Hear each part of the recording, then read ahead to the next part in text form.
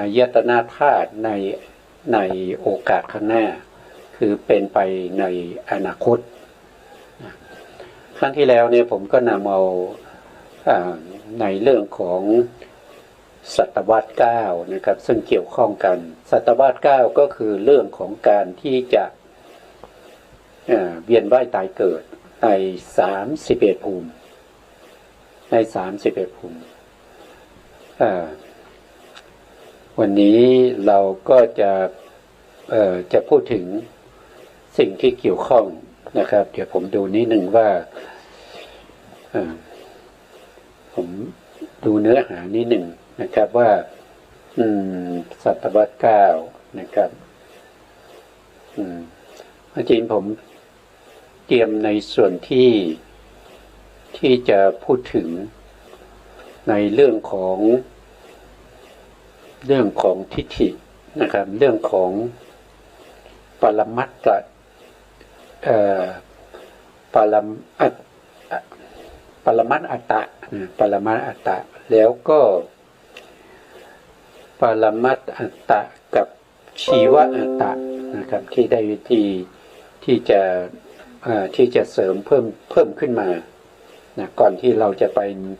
ในส่วนที่เป็นเนื้อหาเดี๋ยวผม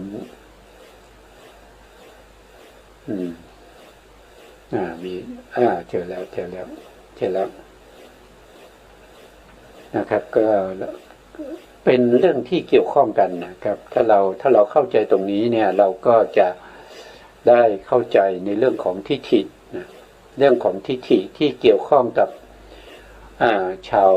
าวอินเดียในสมัยพุทธกาลว่าท่านมีความ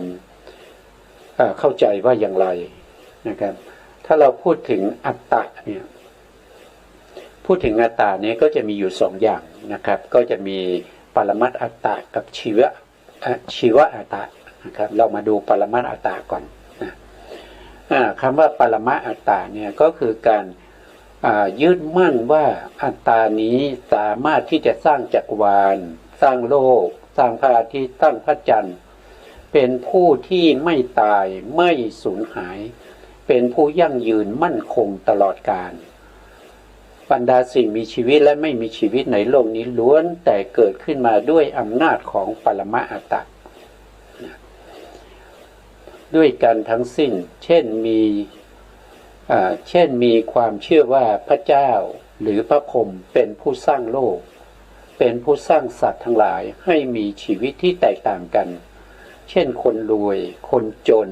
เป็นกษัตริย์เป็นพราหมณ์เป็นเศรษฐีก็ตามแต่ปรมัตถอัตตะจะเป็นผู้สร้างอันนี้เป็นความเชื่อนะครับเป็นความเชื่อของชาวอินเดียในสมัยพุทธกาลปัจจุบันนี้ก็ยังมีอยู่นะครับก็ยังมีอยู่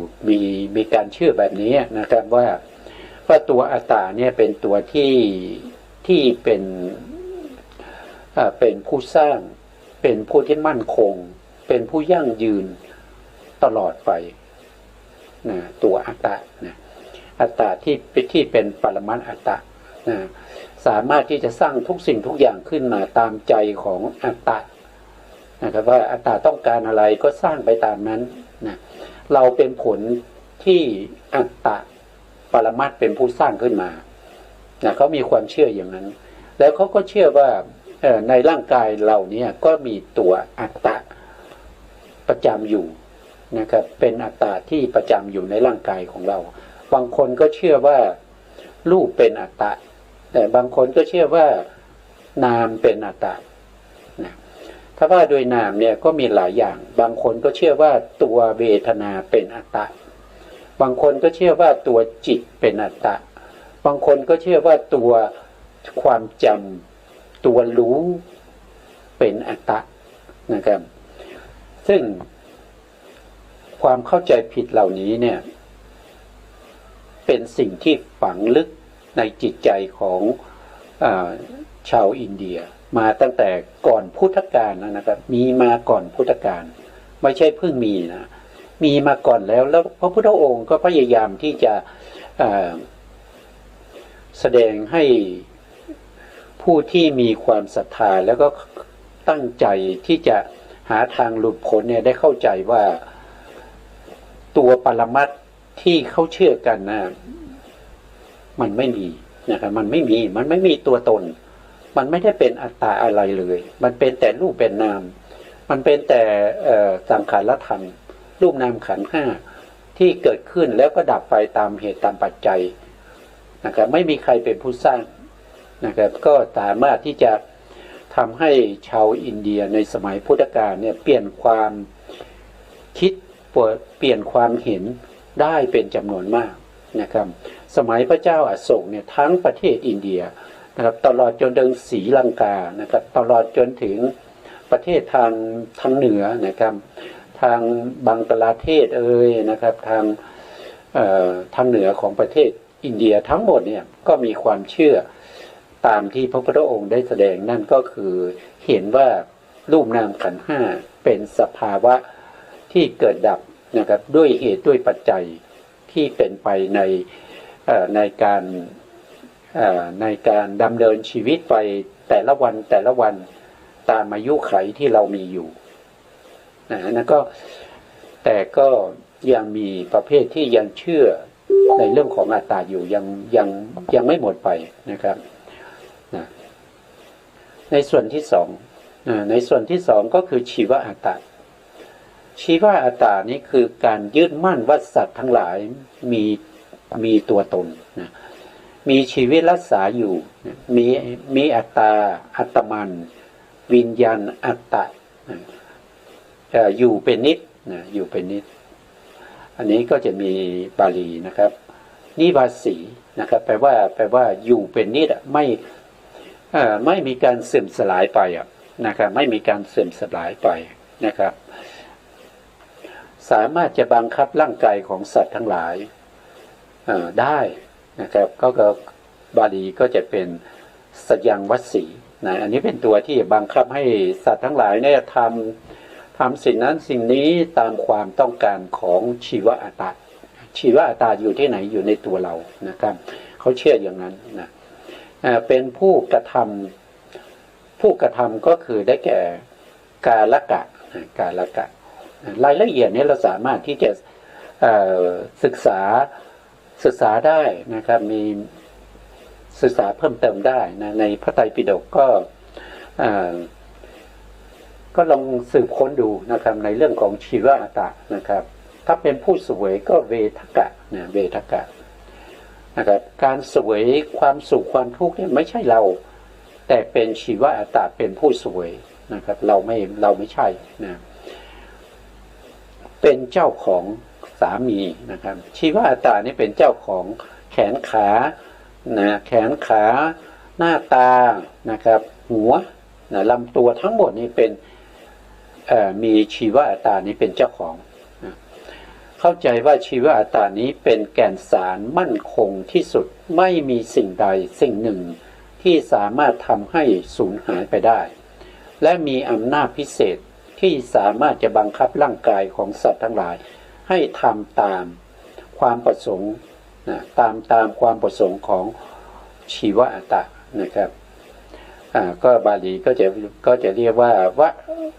สวัตนะนะวัสวัตนะเป็นผู้มีอำนาจพิเศษนะบางครั้งก็จะมีรวมกันทั้งที่เป็นนิวาสีแล้วก็สยังวัสีนะครับสองอันนี้รวมกันก็จะก็เป็นความเชื่อนะเป็นความเชื่อของชาวอินเดียเพราะฉะนั้นเขาก็มีความเชื่อว่าปรมาอัตตานี่เป็นผู้สร้างนะครับสร้างทุกสิ่งทุกอย่างสร้างทั้งมนุษย์นะครับทั้งโลกทั้งจักรวาลทั้งพระอาทิตย์พระจันทร์ต่างๆทั้งหมดนี้เป็นปรมาอัตตาเป็นผู้สร้างทั้งมนุษย์ด้วยนะทั้งผู้หญิงผู้ชายนี่ก็สร้างมาหมดนะแต่ในสิ่งมีชีวิตเนี่ยก็จะมีชีวอัตตานี่เป็นตัวที่ปกครองอยู่ในสัตว์นั้นอีกทีหนึ่งอันนี้เป็นความเชื่อของเขานะแก้ไขไม่ได้นะครับแก้ไขยากนะแก้ไขยากนะไม่สามารถจะทำให้หมดไปได้นะความเชื่อเหล่านี้นะทีนี้เราก็มาสู่ในเนื้อหาในพระไตรปิฎกนะครับ ในทีฆนิกายนะครับทีฆนิกายเล่มที่เล่มที่9นะครับถ้าเป็นของมหาจุฬาในเล่มที่9ถ้าเป็นของมหามกุฏชุด91เล่มก็จะอยู่ในเล่มที่11อยู่ในเล่มที่11แต่พวกที่ผมนำมานี้เป็นของมหาจุฬานะครับทั้งมหาจุฬาแล้วก็มหามกุฏนี้ก็แตกต่างกันไม่มากนะครับเหมือนกันนะครับจะผิดกันแค่ไม่กี่ตัวนะแต่ถ้าว่าโดยเนื้อหาทั้งหมดจะเหมือนกันเลยนะครับเหมือนกันเลยไม่แตกต่างไม่แตกต่างศึกษาเล่มไหนก็ได้นะครับเล่มไหนก็ได้เป็นสูตรเดียวกันเล่มเดียวกันเป็นสูตรเดียวกันนะครับเป็นอะไรเป็นพระไตรปิฎกนะครับก็อย่างเดียวกันเพราะว่าคำแปลเนี่ยมันผู้แปลเนี่ยมีหลายท่านนะสามารถที่จะแปลแตกต่างกันได้นะครับแต่ถ้าเป็นฉบับบาลีจะไม่ต่างกันนะไม่ว่าจะเป็นของใครก็ตามเป็นของไทยเป็นของพม่าเป็นของอินเดียศรีลังกาลาวเขมรนะครับหรือว่าจะเป็นของประเทศอังกฤษทั้งหมดเนี่ยจะเหมือนกันตรงไหนนะครับเหมือนกันตรงที่ออกเสียงนะตรงที่ออกเสียงนะบาลีเนี่ยหรือเรียกว่าเป็นภาษามคธเนี่ยเขาไม่มีตัวหนังสือตัวอักษรเนี่ยเป็นตัวที่เข้าไปกำหนดไว้ไม่มีอักษรมีแต่เสียงนะสมัยพุทธกาลเนี่ยไม่มีการบันทึกมีแต่เสียงนะครับแล้วก็เสียงเหล่านี้ที่เป็นพระไตรปิฎกเหล่านี้เข้าไปในประเทศไหนประเทศนั้นก็จะเอาอักษรของประเทศนั้นนะมารองรับนะมารองรับเสียงบาลีนั้นเพราะฉะนั้นบาลีที่พระพุทธองค์แสดงมีแต่เสียงนะครับพุทธพจน์นี่มีแต่เสียงนะไม่มีตัวอักษรนะครับอย่าไปเข้าใจผิดว่าบาลีอักษรไทยนี้เป็นพุทธพจน์มันไม่ใช่นะตัวพุทธพจน์นี่มีแต่เสียงนะครับมีแต่เสียงที่พระพุทธองค์ตรัสเท่านั้นเองไม่มีอักษรมารองรับนะไม่มีอักษรมารองรับยิ่งพระไตรปิฎกที่แปลออกมาเนี่ยอย่าไปกล่าวว่าเป็นพุทธพจน์เลยนะครับ10 คนแปลเนี่ยมันก็ไป10อย่างนะครับไป10อย่างในกอแปลก็จะแปลไปอย่างในขอแปลไปอย่างนะครับมันก็แปลไปหลากหลายนะครับแต่เนื้อหาจะเหมือนกันนะครับเนื้อหาจะเหมือนกันแต่คำแปลที่เขาแปลออกมาเนี่ยมันจะไม่เหมือนกันแต่สรุปเนื้อหาในสูตรนั้นเป็นไปในแนวทางเดียวกันแต่ถ้าว่าโดยเสียงบาลีต้องเหมือนกันหมดไม่มีการผิดเพี้ยนนะครับไม่มีการผิดเพี้ยนเสียงเป็นพุทธพจน์นะครับไม่ใช่อักษรนะอักษรมากมายนะครับเสียงบาลีที่นะครับพระไตรปิฎกเสียงบาลีเข้าไปพม่าก็ใช้อักษรพม่านะไม่ได้ใช้อักษรเหมือนไทยนะครับถ้าอยู่ในศรีลังกาก็เป็นอักษรของศรีลังกาประเทศไทยก็เป็นอักษรไทยนะอย่าเข้าใจผิดคำว่าพุทธพจน์นะครับพุทธพจน์นี่มันมีแต่เสียงนะให้พวกเราเข้าใจให้ตรงกันนะครับนะบางท่านว่าพระไตรปิฎกของคุณเนี่ย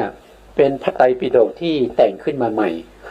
มันไม่รู้เรื่องนะมันไม่รู้เรื่องไม่รู้ถึงต้นตอมาจากไหนนะครับนะก็ไม่อยากจะพูดนะไม่อยากจะพูดไม่อยากจะทะเลาะนะ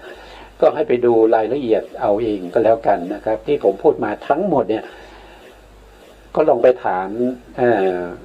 บัณฑิตทั้งหลายดูก็แล้วกันนะครับว่าเป็นไปได้หรือเปล่านะเป็นอย่างที่ผมพูดหรือเปล่าก็ไปสอบถามเอาเองนะเราก็มาสู่เนื้อหานะครับอปลันตกปิกะทิฏฐิ44นะข้อที่45ดูก่อนภิกษุทั้งหลายสมณพราหมณ์พวกหนึ่งกำหนดขันธ์ส่วนอดีตมีความเห็นมีความเห็นตามขันธ์ส่วนขอโทษทีเมื่อกี้ผมอ่านอดีตอนาคตนะครับโทษทีเห็นขันธ์ส่วนอนาคตมีความเห็นตามขันธ์อนาคตปาลบขันธ์อนาคตคือยังไม่เกิดนะยังไม่เกิดที่จะมีต่อไปข้างหน้านะตามคำแสดงทิฏฐิ หลายชนิดด้วยกันนะทั้งหมดเนี่ยก็ด้วยเหตุ44ประการนะครับนะสมณพราหมณ์ผู้เจริญเหล่านั้นอาศัยอะไรปรารภอะไรจึงกล่าวขันธ์ส่วนอนาคตมีความเห็นขันธ์ส่วนอนาคตปรารภขันธ์ส่วนอนาคตกล่าวแสดงทิฏฐิหลายชนิดด้วยเหตุ44ประการนะทีนี้ท่านก็จะแยกแล้วนะครับว่าแยก44ประการนี้ออกเป็นส่วนๆนะส่วนที่หนึ่งท่านก็แยกออกเป็นสัญญีทิฏฐิ16นะสัญญีก็คือเราศึกษามาแล้วในศตวรรษ9นะสัญญีก็แปลว่าในศตวรรษ9เนี่ยก็แปลว่าจิตที่พาไปเกิดจิตที่พาไปเกิดจิตที่พาไปเกิดใน31ภูมิเนี่ยมีอยู่ทั้งจิตที่พาไปเกิดใน30ภูมินะเว้นอสัญญสัตตภูมิอสัญญสัตตภูมิเป็นภูมิที่ไม่มีจิตต้องเว้นออกไปนะครับจิตที่นำไปเกิดใน31ภูมิเว้นอสัญนะครับมีอยู่ทั้งหมด19ดวงนะครับครั้งที่แล้วเราศึกษาเรื่องของนานาตกายะนานาตสัญญีนานาตกายะเอกตสัญญีเอกตสัญญีนานาตกายะนั้น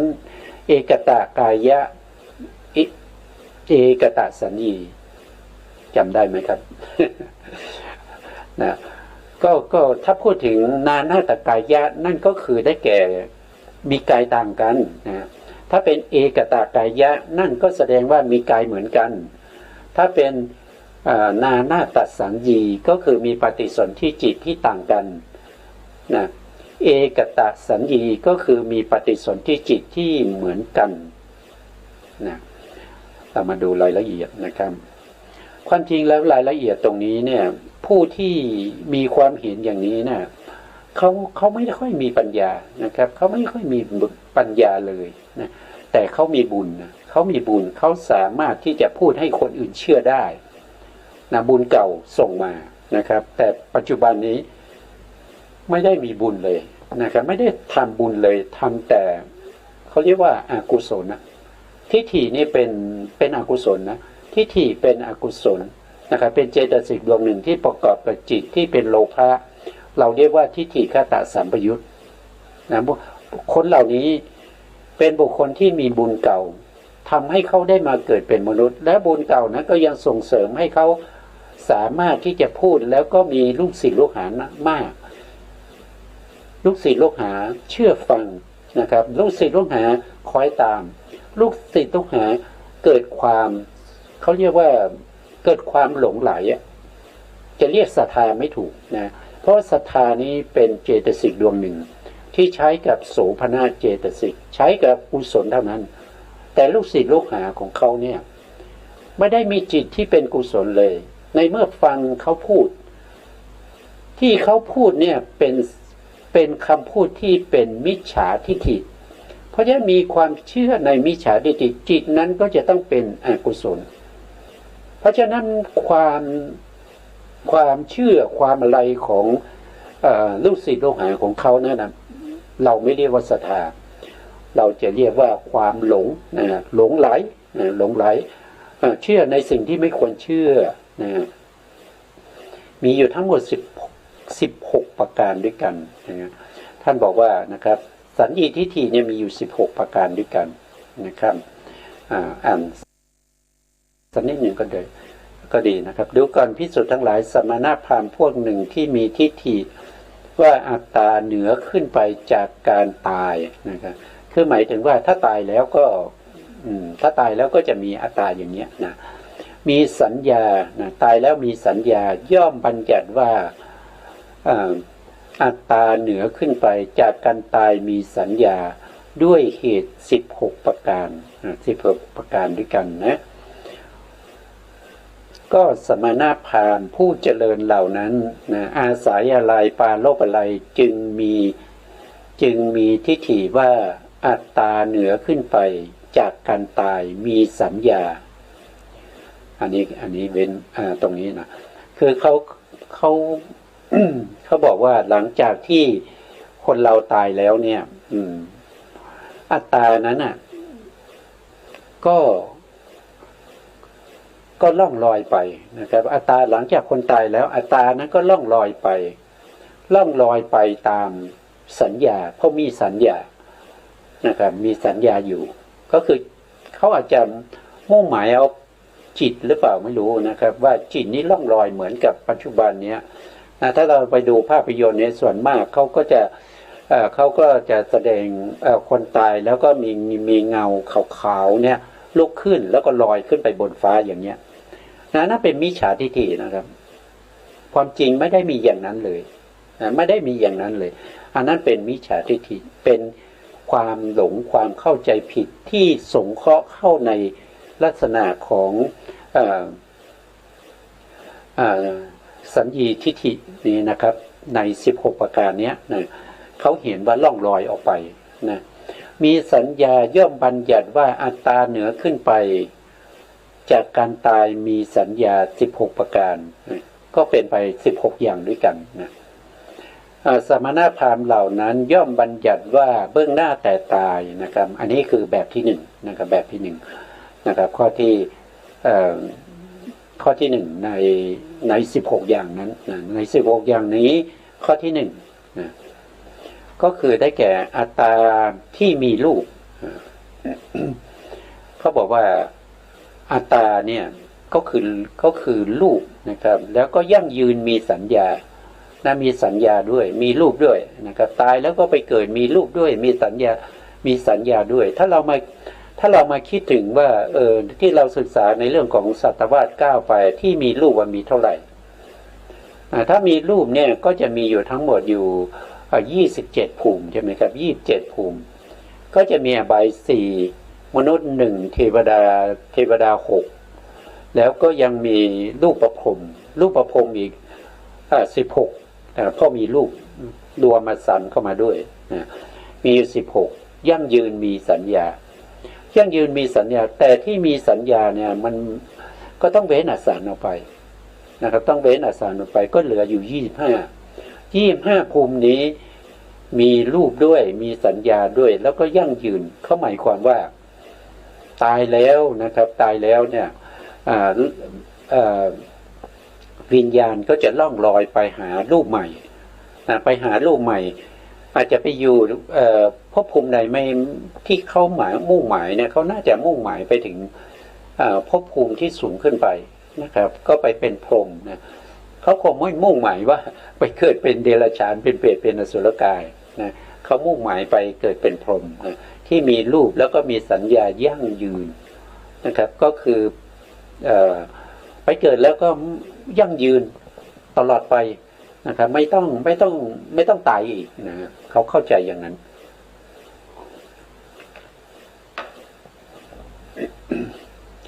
อันนี้ก็เป็นประเภทที่1นะครับที่เป็นความเห็นผิดที่มีความเห็นผิดในเรื่องของในเรื่องของเขาเรียกว่าเป็นสัญญีทิฏฐิ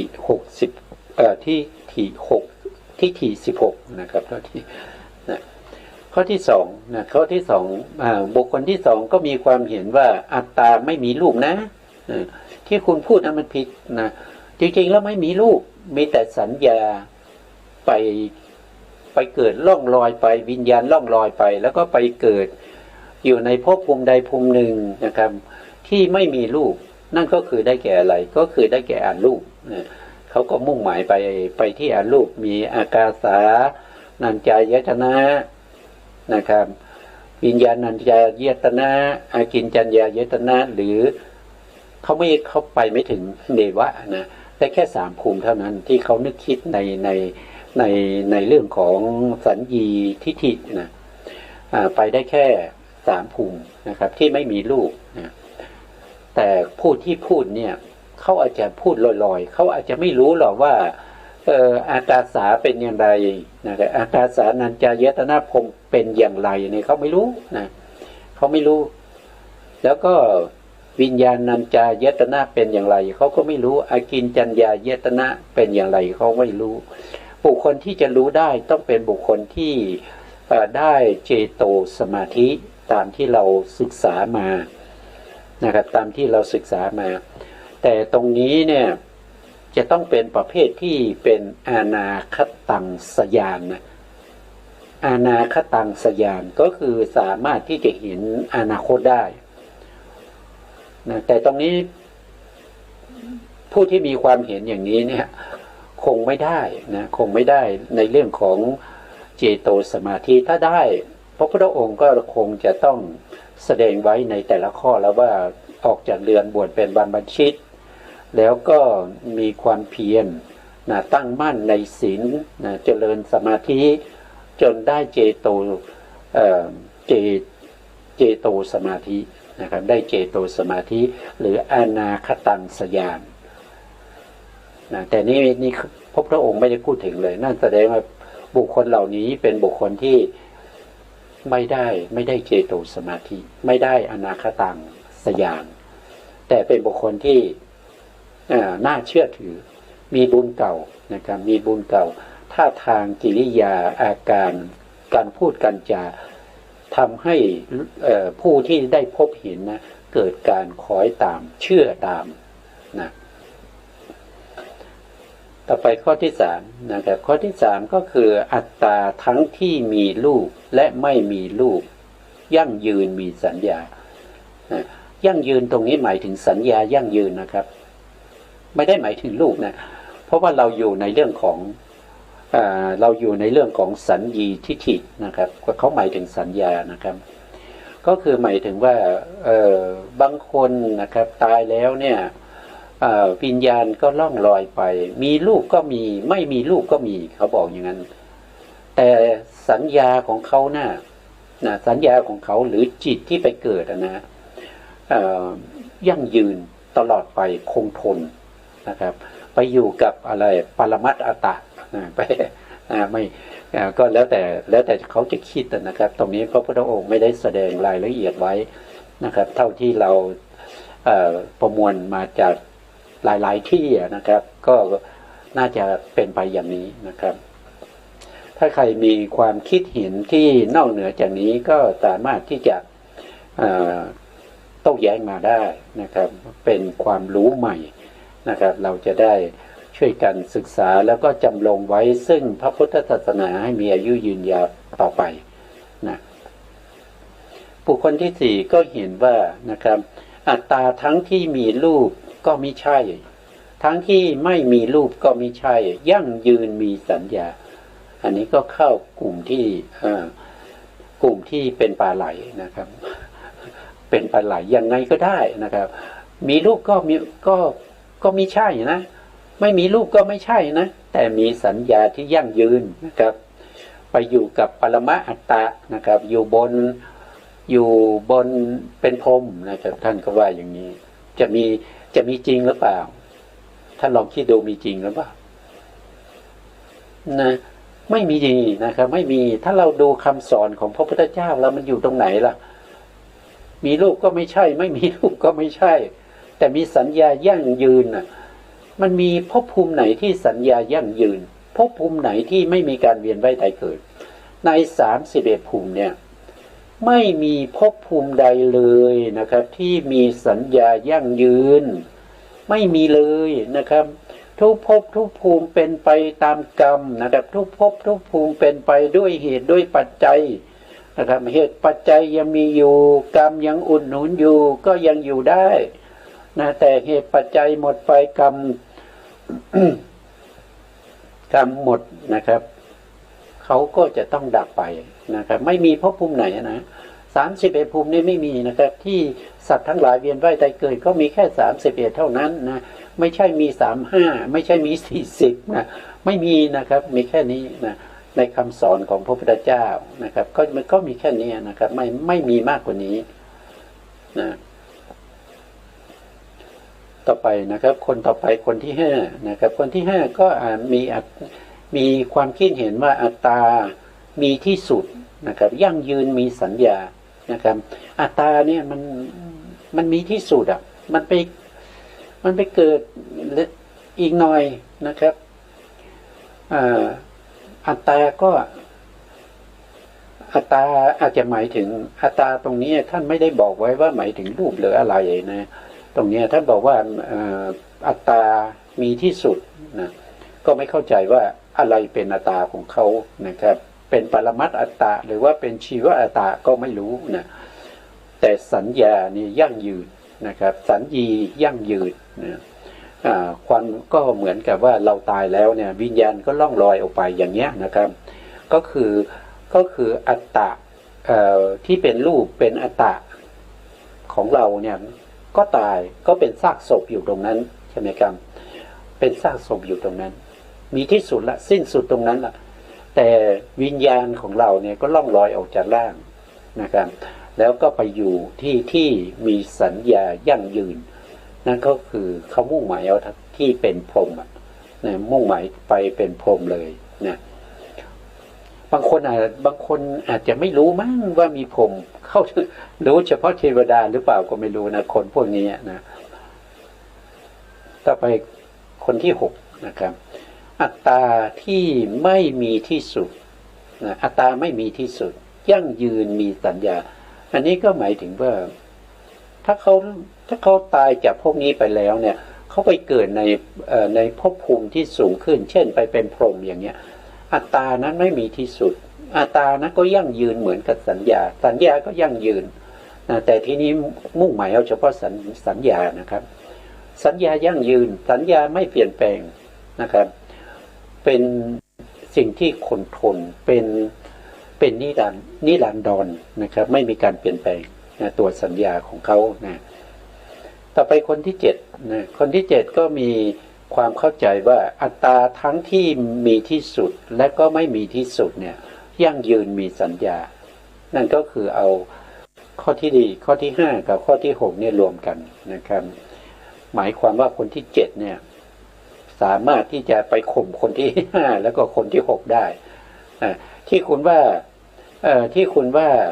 มีที่สุดเนี่ยผมเห็นว่ามีที่สุดก็มีนะไม่มีที่สุดก็มีเนี่ยเขาก็ก้าวหน้าไปอีกขั้นหนึ่งนะครับส่วนคนที่หกบอกว่าไม่มีที่สุดเขาบอกว่าไม่ถูกนะมีที่สุดก็มีนะไม่มีที่สุดก็มีนะเนี่ยเป็นวาทะนะเป็นวาทกรรมของเขานะครับสามารถที่จะเรียกคนให้มาชุมนุมกันได้มากมายนะครับวาทกรรมทำให้คนเชื่อหลงเชื่อกันเยอะแยะนะครับโดยไม่เข้าใจว่าสิ่งไหนถูกสิ่งไหนผิดนะครับความจริงกับความไม่จริงเนี่ยเราสามารถเห็นได้นะครับระยะเวลาเป็นการพิสูจน์ให้เห็นได้ว่าสิ่งไหนถูกต้องแล้วก็สิ่งไหนไม่ถูกต้องนะครับนะส่วนคนที่แปดนะครับคนที่แปดก็ว่าอัตตาทั้งที่มีที่สุดก็ไม่ใช่ไม่มีที่สุดก็ไม่ใช่ยั่งยืนมีสัญญาอันนี้ก็ก้าวหน้าไปอีกหน่อยนะครับสามารถที่จะข่มคนอื่นได้นะว่าถ้าพูดไปแล้วคนอื่นจะเชื่อหรือมันต้องเชื่อนะครับเพราะว่าเขามีบุญเขาทำบุญมาก่อนในอดีตเนี่ยนะครับเขาทำบุญในเรื่องของรักษาในเรื่องของวาจาเขาอาจจะเป็นบุคคลที่กล่าวคำสัตย์นะกล่าวคำสัตย์กล่าวการสมานสามัคคีนะกล่าวคำสุภาพเรียบร้อยอ่อนโยนไม่หยาบคายอะไรพวกนี้ในอดีตชาติเนี่ยเขาเคยสะสมบารมีด้านนี้มาก่อนนะครับพอมาชาตินี้กรรมนั้นก็ให้ผลพอกรรมนั้นให้ผลมาก็ทำให้บุคคลที่ได้ฟังเขาพูดเนี่ยก็คอยตามนะคอยตามแล้วก็เชื่อนะครับลองนึกดูนะครับปัจจุบันเนี่ยคนที่ไปเชื่ออะไรมากมายนะครับอย่างเช่นเชื่อในเรื่องของโชคลางนะครับเช่นไอ้ไข่เนี่ยไอ้ไข่ก็คนเชื่อเยอะนะไอ้ไข่เนี่ยนะครับหรือว่าเชื่อในเรื่องของ สัตว์ที่พิกลพิการนะครับวัว5 ขาอย่างเงี้ยนะครับหรือว่ามันมีมากมายนะครับมันมีมากมายนะเราอยากเข้าใจว่ามันเชื่อไม่ได้นะแต่นี่เป็นอันนี้เป็นความเข้าใจและความเชื่อของชาวอินเดียเขานะครับมันเป็นมาตั้งแต่อดีตเขาเป็นมาอย่างนี้นะครับเพราะว่าสมัยพระพุทธเจ้าพระพุทธเจ้าก็อยู่ในประเทศอินเดียก็สัมผัสกับสิ่งพวกนี้มานะครับก็ได้บัญญัติไว้นะครับว่าสิ่งพวกนี้เ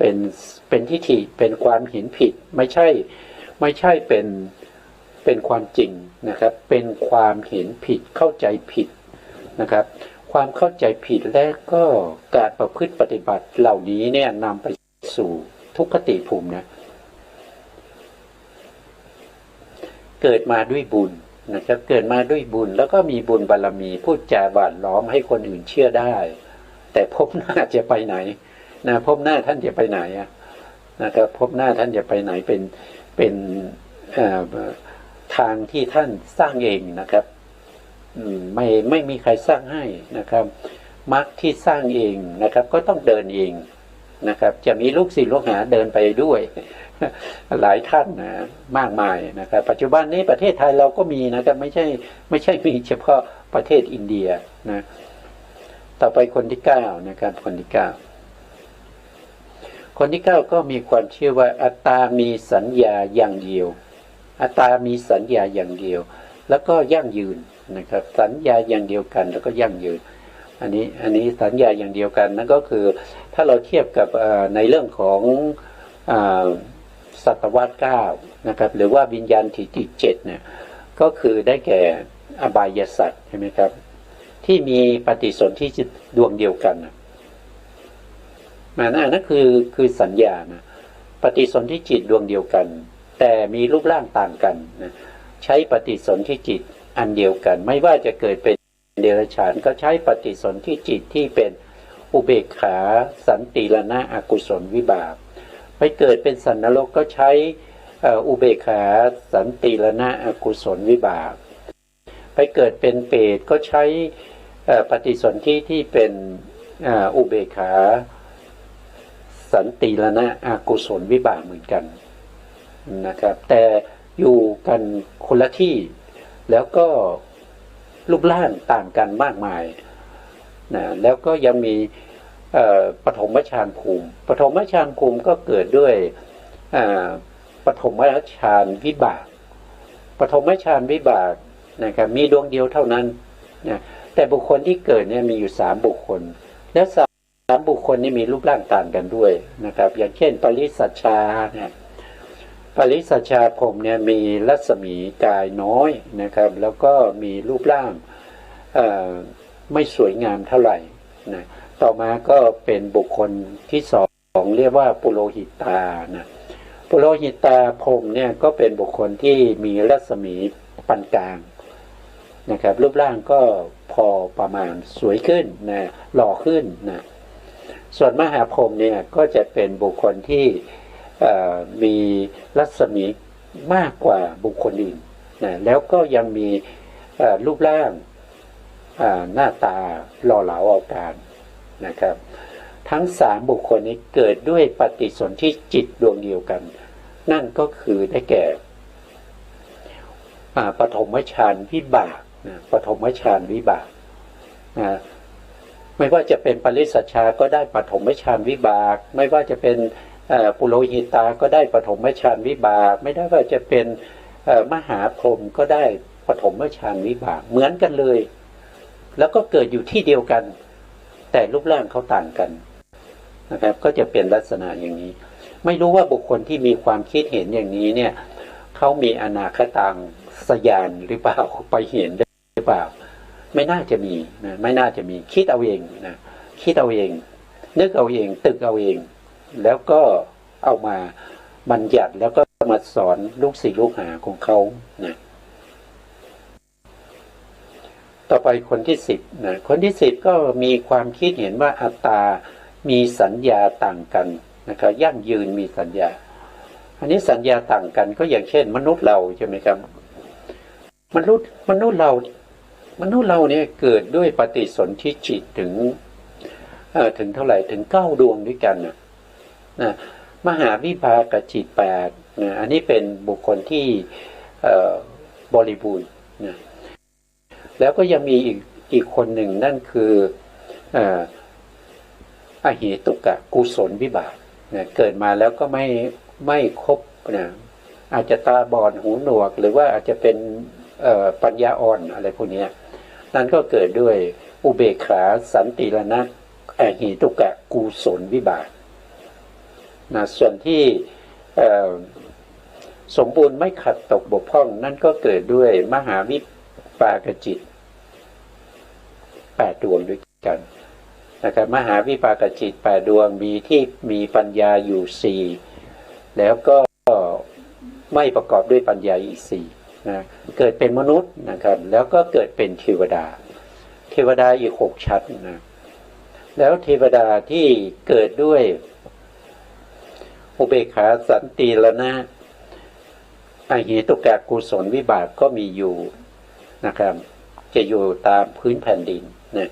ก็จะเกิดเป็นเทวดาในชั้นเขาเรียกว่าเป็นชั้นจตุมหาราชจตุมหาราชิกาแต่เป็นพวกที่เป็นเทวดาภูมิทัตเทวดาลุกขเทวดานะครับอยู่ตามต้นไม้อยู่ตามเฝ้าอยู่ตามพระเจดีย์นะหรือว่าตามวิหารซุ้มประตูวัดนะครับหรือว่าอย่างในพระสูตรนี้ก็มีเทวดาที่เฝ้าประตูบ้านของซุ้มประตูบ้านของอนาถบิณฑิกาเศรษฐีนะรายละเอียดพิสดารท่านก็สามารถศึกษาได้ในชาดกถ้าจำไม่ผิดนะครับก็ลองหาดูนะครับอันนี้ก็ต่อไปก็เป็นคนที่11นะครับคนที่11เนี่ยก็มีความคิดเห็นว่าอัตตามีสัญญาย่อมเยาว์แล้วก็มีสัญญายั่งยืนย่อมเยาว์ก็มีต่างกันก็มีอย่างเดียวกันก็มีย่อมเยาว์หมายความว่ายังไงนะย่อมเยาว์นะย่อมเยาว์เนี่ยอันนี้ก็เป็นคำพูดนะครับเป็นวาทะนะครับที่จะเอาไว้ข่มคนอื่นนะครับอาจจะเป็นถ้าพูดถึงโดยสภาวธรรมแล้วก็ไม่มีคำว่าย่อมเยาว์นะสัญญาเนี่ยหมายถึงปฏิสนธิจิตเนี่ยหรือว่าถ้าพูดถึงสัญญานะครับหรือว่าพูดถึงเวทนานะหรือว่าจะพูดถึงอะไรพูดถึงปฏิสนธิจิตเนี่ยทั้งหมดเนี่ยก็คือเป็นอันเดียวกันอยู่ในจิตดวงเดียวกันนะครับเป็นปฏิสนธิจิตเป็นสัมปยุตธรรมเป็นจิตที่เกิดขึ้นในภพใดภพหนึ่งเป็นดวงแรกเป็นดวงแรกนะครับไม่ใช่ดวงที่2ที่3ไม่ใช่เป็นดวงแรกดวงเดียวเท่านั้นที่เรียกว่าเป็นปฏิสนธิจิตแล้วก็เป็นนาฏสัญญีที่เราศึกษามาในเรื่องของอันนี้ก็อะไรเรียกลูกศิษย์ลูกหานะครับให้เข้ามาหาตนนะครับให้มีผู้ที่ศรัทธามีอุปถากมีลูกศิษย์ลูกหามากๆนะครับก็ประดิษฐ์วาทะขึ้นมา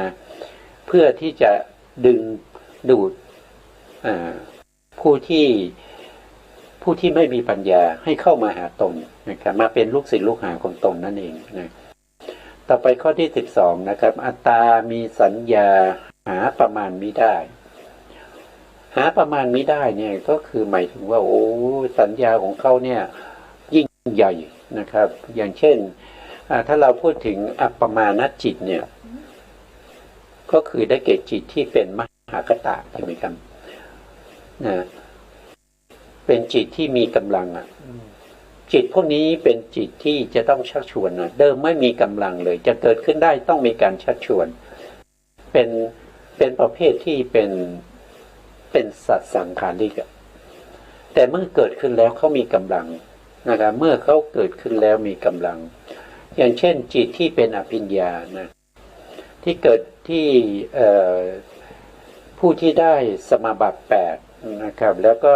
เจริญสมาธิจนได้ถึงโลกิยะอภิญญาเนี่ยก็สามารถที่จะเหาะเหินเดินอากาศได้จิตนั้นสามารถที่จะเอาร่างกาย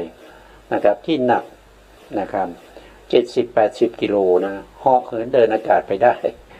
นะครับจิตนี้มีกำลังมากนะมีกำลังมากนะครับเพราะฉะนั้นจิตนี้ถ้าว่าโดยกำลังเราหาประมาณไม่ได้นะจิตนี้เข้านิพพานได้ก็เราเข้าพระอรหันต์ท่านขึ้นเข้าปรินิพพานได้ก็เพราะอะไรก็เพราะจิตนะเพราะ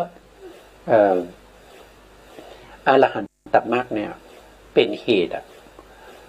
อรหันตมรรคนี้เป็นเหตุให้เกิดอรหันตผลใช่ไหม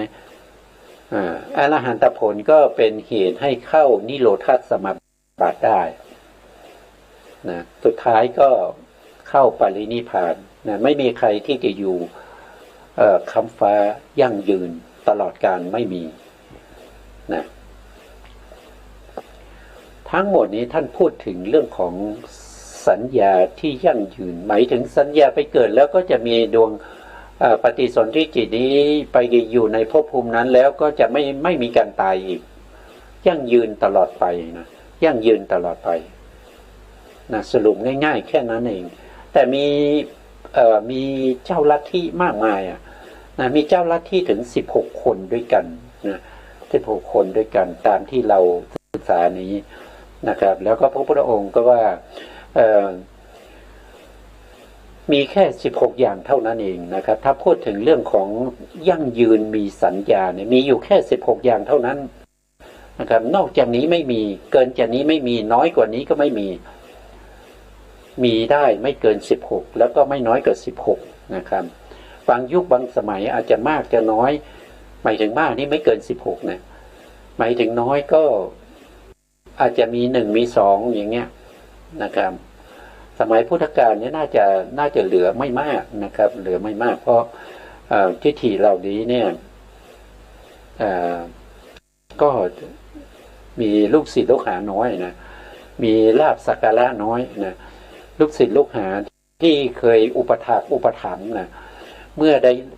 ได้ยินว่าพระพุทธเจ้าเกิดขึ้นแล้วก็มาฟังธรรมแล้วก็มาศรัทธาในพระพุทธเจ้าเนี่ยก็เปลี่ยนการนับถือลัทธิเหล่านี้มานับถือพระพุทธเจ้ามากมายนะจึงทำให้เจ้าลัทธิเหล่านี้เนี่ยเกิดความอาฆาตเกิดความปองคิดอาฆาตเบียดเบียนคิดปองร้ายพระพุทธองค์นะมีมากมายหลายเรื่องนะครับอย่างเช่นนางอะไรที่บอกว่าตัวเองมีท้องกับพระพุทธเจ้านะครับนางมันพิกานะครับมีท้องกับพระพุทธเจ้าอันนั้นก็เป็นบทบาทที่มีมาตั้งแต่สมัยพุทธกาลแล้วนะไม่ใช่จะมีเฉพาะในสมัยนี้นะสุดท้ายก็อะไรสุดท้ายก็ถูกจับได้นะถูกจับได้ว่าไม่เป็นความจริงนะครับแล้วก็ถูกแผ่นดินสุกนะแผ่นดินก็แยกออกนะครับแล้วก็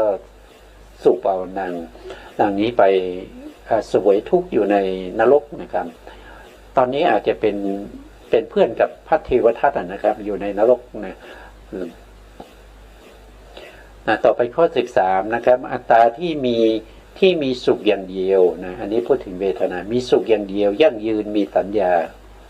อันนี้สุขอย่างเดียวนี่มีที่ไหนนะ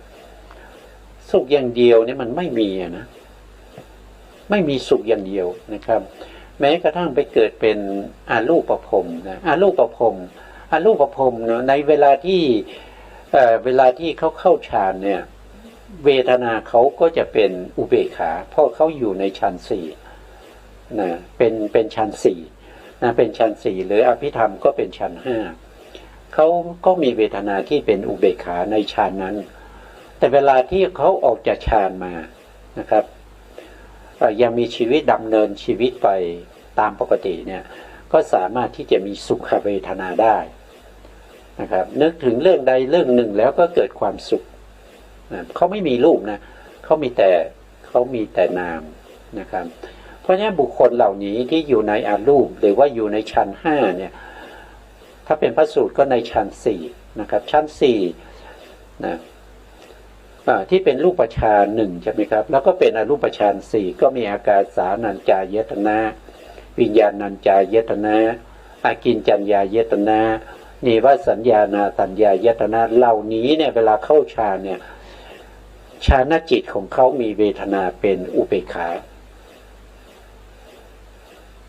นะแล้วก็ในรูปฌานก็เป็นอุเบกขาเหมือนกันนะแต่เวลาออกมาแล้วเนี่ยเขานึกถึงความสุขเนี่ยเขาก็จะมีสุขนะเขามีสุขได้นะเขามีสุขได้แต่เขามีทุกข์ไม่ได้นะเขามีทุกข์ไม่ได้นะครับถ้าเขามีทุกข์เนี่ยเขาจะต้องจุติทันทีเพราะว่าภพภูมินั้นไม่มีทุกข์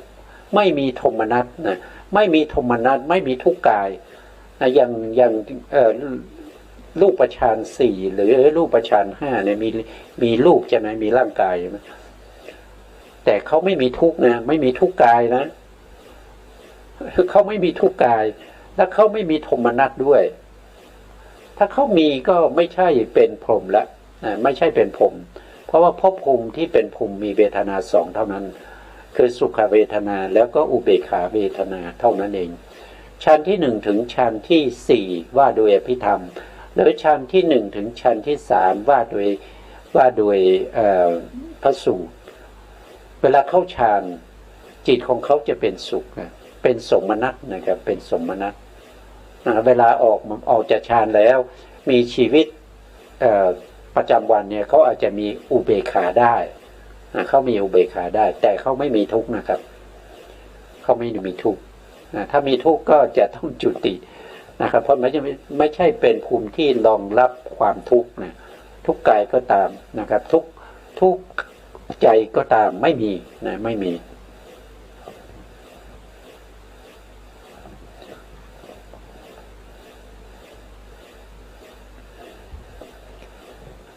นะต่อไปข้อที่14นะข้อที่14อัตตาที่มีทุกข์อย่างเดียวอันนี้ก็ไม่มีนะครับไม่มีทุกข์อย่างเดียวไม่มีภพภูมิไหนไม่มีนะครับมาว่างั้นก็ไม่ได้นะครับเพราะทุกนี้ก็คือพวกที่เป็นสันนรกนะครับพวกที่เป็นสันนรกนะครับอย่างเช่นพระทิวทัตตอนนี้อยู่ในมหาเวจีนรกมีทุกอย่างเดียวท่านบอกอย่างนั้นนะไม่มีเวลาที่จะหลับนอนนะครับไม่มีเวลาที่จะหิวกระหายไม่มีแต่ทุกอย่างเดียวอันนี้มีนะครับมหาเวจีนรกนะครับมีทุกอย่างเดียวนะแล้วก็ท่านบอกว่ามีสัญญายั่งยืนนะครับไปเกิดแล้วก็ยั่งยืนอันนี้ไม่ไหวเลยนะมีแต่ทุกข์นะมีแต่ทุกข์แล้วมีสัญญายั่งยืนอย่างนี้ไม่ไหวเลยนะครับทุกทรมานอย่างนี้นะถ้าตั้งลัทธิอย่างนี้ก็คงจะไม่มีใครมาเป็นลูกศิษย์ลูกหามันหรือว่าอาจจะมีนะครับเพราะว่าเขาอาจจะหาทางออกจากทุกนี้นะไม่รู้เขานะแต่จริงๆแล้วไม่มีใครที่จะรู้ทุกสิ่งทุกอย่างโดยรอบคอบ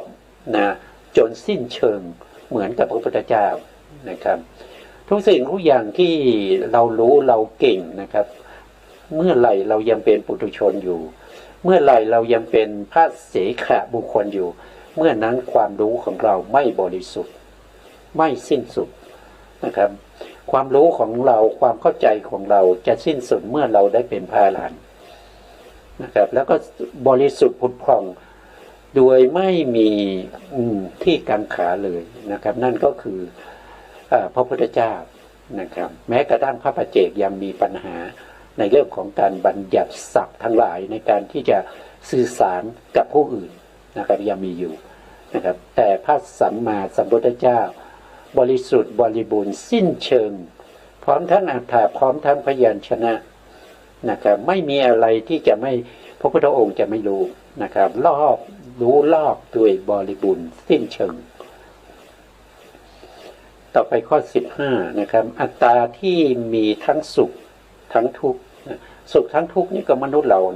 นะครับมีสัญญายั่งยืนนะครับแต่ผู้ที่พูดเนี่ยเขา เขารู้หรือเปล่าก็ไม่รู้นะครับ แต่ถ้าเราเทียบกับคำสอนของเราเนี่ยทั้งสุขทั้งทุกข์เนี่ยใกล้เคียงกันเนี่ยก็คือมนุษย์นะมนุษย์ถ้าเป็นเทวดาก็เริ่มมีความสุขมากกว่าทุกข์นะถ้าเป็นพรหมก็มีสุขอย่างเดียว ถ้าลงไปเดรัจฉานก็มีทั้งสุขและทุกข์นะครับแต่ทุกข์มากกว่า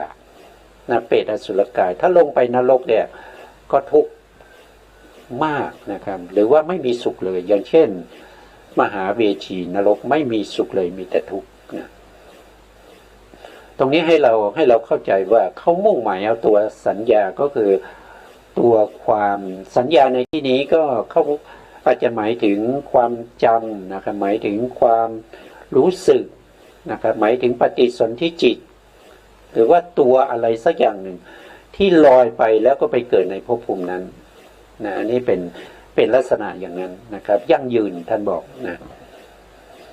ต่อไปนะครับข้อ16ซึ่งเป็นข้อสุดท้ายนะครับอัตตามีทุกข์ก็ไม่ใช่มีสุขก็ไม่ใช่ยั่งยืนมี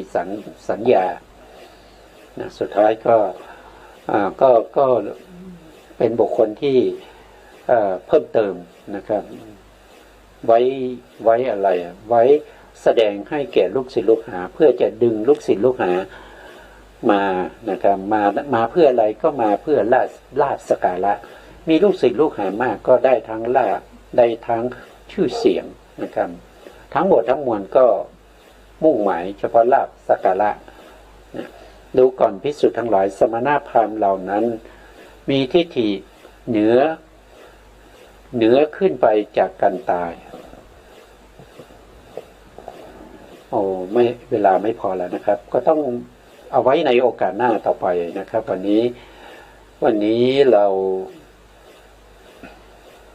ใช้เวลาไปเยอะเหมือนกันนะครับ